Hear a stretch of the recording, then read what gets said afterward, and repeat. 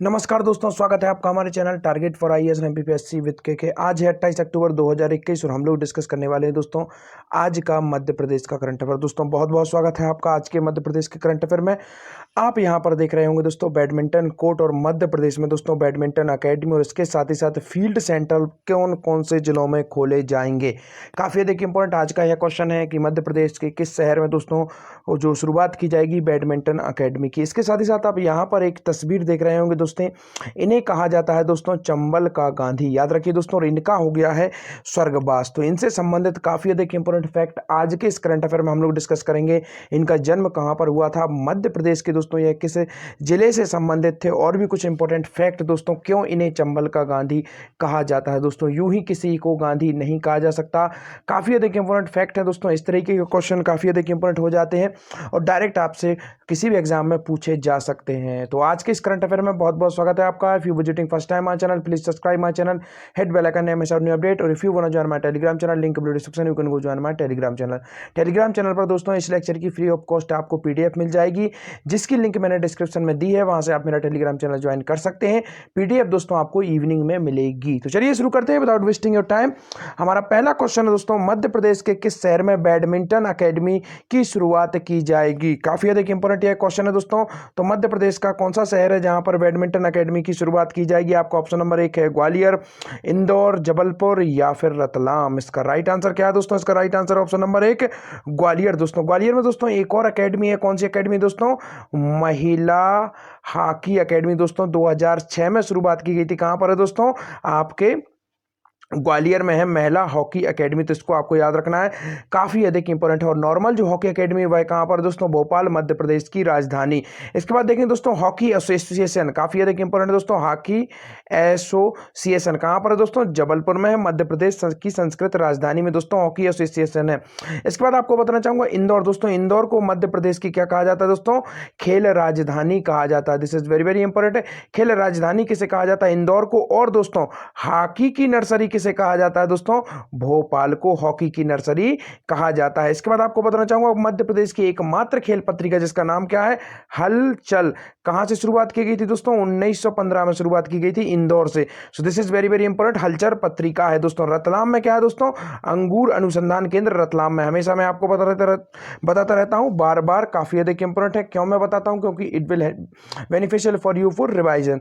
इसके बाद दोस्तों ग्वालियर से संबंधित, इतिहास से संबंधित कुछ फैक्ट आपको रिवाइज करा देता हूं, काफी अधिक इंपॉर्टेंट है, स्पेशली फॉर एमपीपीएससी। डायरेक्ट आपका सिलेबस में दिया गया है। तो इतिहास में दोस्तों आपको बताना चाहूंगा ग्वालियर दोस्तों जो राणोजी सिंधिया ने सिंधिया वंश की स्थापना की थी। इसके बाद आप देखेंगे उसके पहले सिंधिया वंश की राजधानी उज्जैन थी। उज्जैन के बाद ग्वालियर को बनाया गया। कब बनाया गया दोस्तों? 1810 में दौलत राव सिंधिया द्वारा ग्वालियर को दोस्तों राजधानी बनाया जाता है। तो यह भी काफी अधिक इंपॉर्टेंट हो जाता है। किलों का रत्न से कहा ही जाता है ग्वालियर के किले को। तो चलिए आगे बढ़ते हैं, देखते हैं ग्वालियर बैडमिंटन अकेडमी के साथ किन शहरों में भी शुरू होंगे फील्ड सेंटर। तो दोस्तों ग्वालियर में बैडमिंटन अकेडमी की शुरुआत तो की जा रही है, परंतु मध्य प्रदेश के और अन्य ऐसे शहर हैं जहां पर फीडर सेंटर भी शुरुआत की जाएगी दोस्तों। तो कौन से वह शहर हैं? आपका ऑप्शन नंबर 1 है इंदौर, जबलपुर, भोपाल या फिर उपरोक्त सभी। तो इसका राइट आंसर क्या होगा? ऑप्शन नंबर 4 उपरोक्त सभी, अर्थात तीनों में दोस्तों इंदौर, जबलपुर, भोपाल, तीनों जगहों पर शुरुआत होगी किसकी? फीडर सेंटर्स की। तो यह भी काफी अधिक इंपॉर्टेंट हो जाता है दोस्तों। और भी कुछ अन्य अकेडमियां हैं, जैसे कि भोपाल में आपको कुछ अकेडमियां मैं बताना चाहूंगा। अधिकतम अकेडमियों की स्थापना दोस्तों 2007 में हुई थी। तो इसको तो आपको याद रखना है। जैसे कि आप देखेंगे दोस्तों घोड़सवारी अकेडमी, वाटर स्पोर्ट दोस्तों और स्विमिंग, तैराकी जिसे हम हिंदी में बोलते हैं, दोनों में काफी अंतर है। वाटर स्पोर्ट अगर आपसे कहा जाता है तो भोपाल कहेंगे, और तैराकी अर्थात स्विमिंग अगर आपसे पूछा जाता है तो होशंगाबाद इसका राइट आंसर है। 2008, एक वर्ष को ऐड कर दीजिए इसमें साथ को, और 2008 में होशंगाबाद में आपकी स्विमिंग अकेडमी की स्थापना हुई थी। इसके बाद आपको बताना चाहूंगा दोस्तों 2016 में भोपाल में दोस्तों एथलेटिक्स अकेडमी की शुरुआत हुई थी। और दोस्तों 2016 में एक और अकेडमी की शुरुआत हुई थी शिवपुरी में। उस अकेडमी का नाम क्या है? Cricket academy. तो इसको भी याद रखना है दोस्तों, काफी अधिक इंपॉर्टेंट हो जाता है। तो यह थे कुछ इंपॉर्टेंट फैक्ट रिगार्डिंग जो स्पोर्ट है और दोस्तों मध्य प्रदेश की प्रथम जो खेल नीति बनाई गई थी वह कब बनाई गई थी दोस्तों 1989 में। कब बनाई गई थी? 1989 में मध्य प्रदेश की प्रथम खेल नीति बनाई गई थी, तो इसको भी याद रख लीजिए।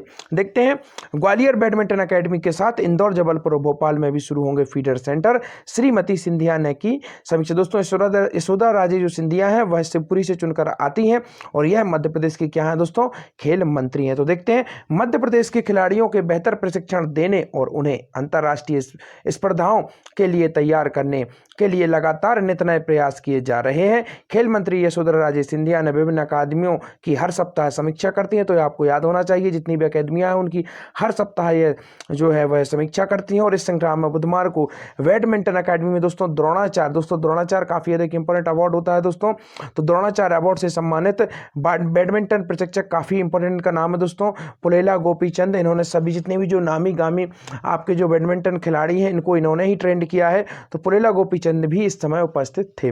देखते हैं नेक्स्ट क्वेश्चन, एडीबी के country director Shri Takio Konishi ने किया जीएसपी सिटी कैंपस का निरीक्षण, यह कहां पर है? एडीबी दोस्तों एशियन डेवलपमेंट बैंक है, तो इसको आपको याद रखना है, काफी अधिक इंपॉर्टेंट है। इसके डायरेक्टर कौन है? ताकियो कोनिशी। इनका प्रोनाउंस शायद मैंने गलत भी किया हो, मगर आप देख सकते हैं जो स्पेलिंग है वो राइट है बिल्कुल, और इसको आप पढ़ सकते हैं। काफी डिफिकल्ट तरीके के नाम होते हैं इस तरीके के।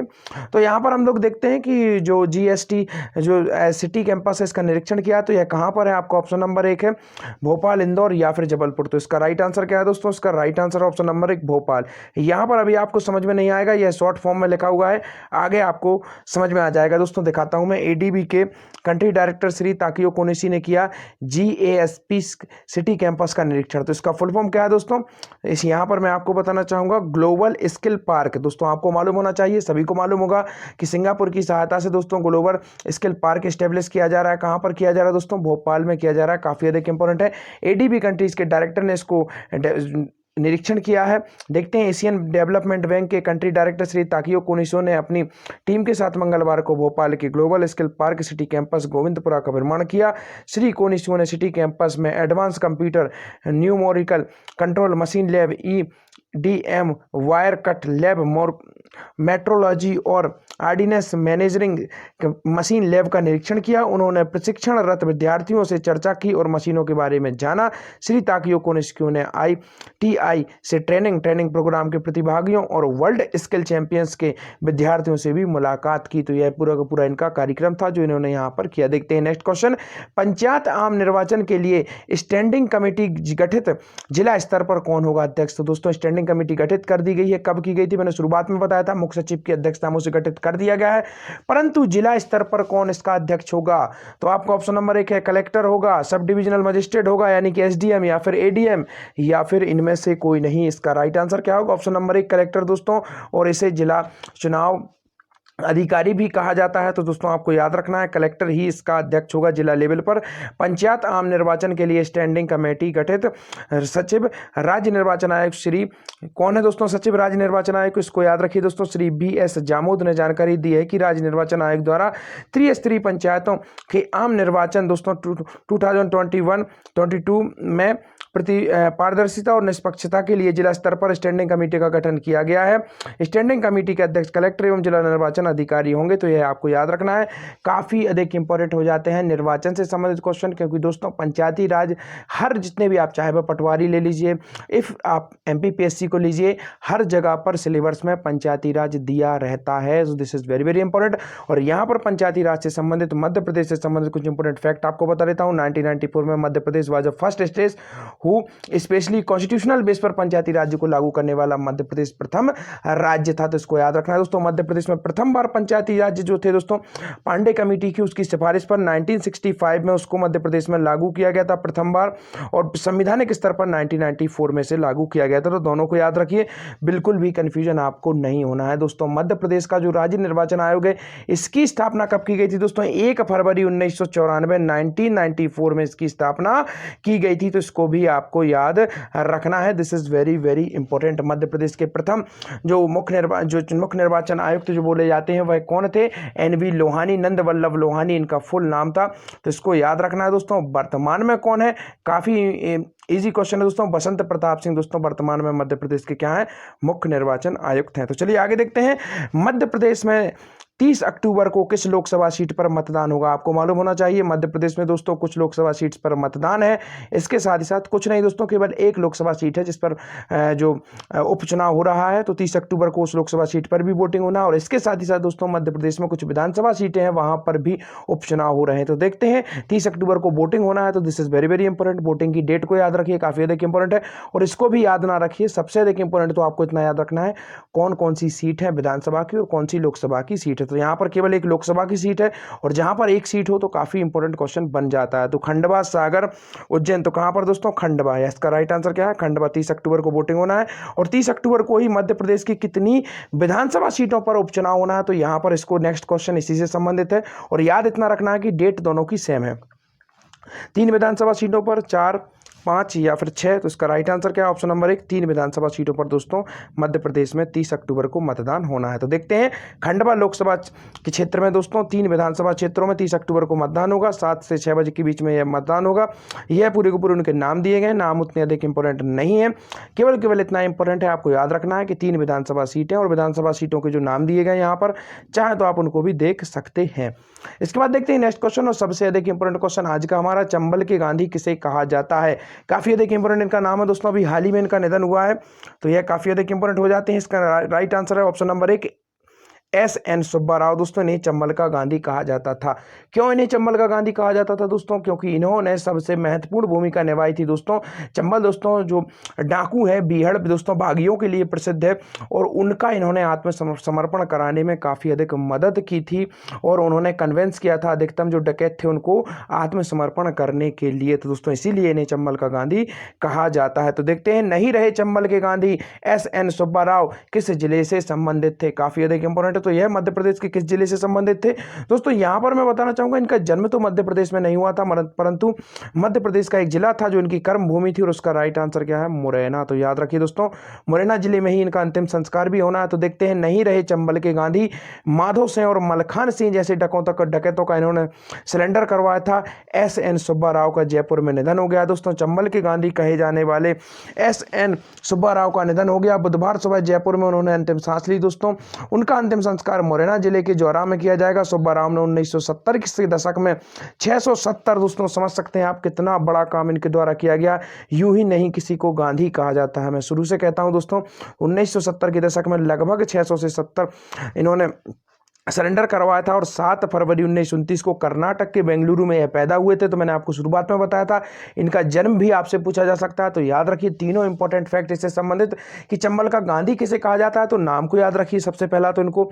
सेकंड इंपॉर्टेंट फैक्ट इससे संबंधित आपको याद रखना है कि इनका जन्म कहां पर हुआ था। और third important fact is it, Madhya Pradesh के किस जिले से यह संबंधित थे। तो यह काफी अधिक इंपॉर्टेंट है दोस्तों। आज के आपके क्वेश्चन, कड़कनाथ मुर्गे की जो 30,240 अंडों की क्षमता वाली नवनिर्मित हैचरी का लोकार्पण किस जिले में किया गया? कड़कनाथ मुर्गा काफी अधिक इंपॉर्टेंट है। 2018 में इसको दोस्तों GI टैग मिल चुका है। तो सेकंड क्वेश्चन आपका है, मध्य प्रदेश के किस जंगल में दोस्तों 25 से 30,000 साल पुरानी रॉक पेंटिंग मिली है? रॉक पेंटिंग मैंने आप लोगों को बताया था, जो शिलाएं होती हैं पत्थर की, उन पर जो पेंटिंग बनाई जाती है उसे रॉक पेंटिंग का ही कहा जाता है दोस्तों। तो याद रखिए। और गुफा पेंटिंग कहां पर मिली है दोस्तों? वह मिली है आपके भीमबेटका में। 500 के समथिंग लगभग गुफाएं वहां पर मिली है। तो यह भी काफी अधिक इंपॉर्टेंट हो जाता है।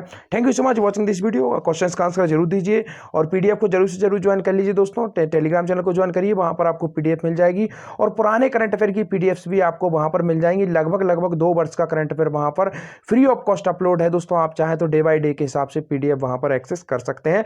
Thank you so much watching this video.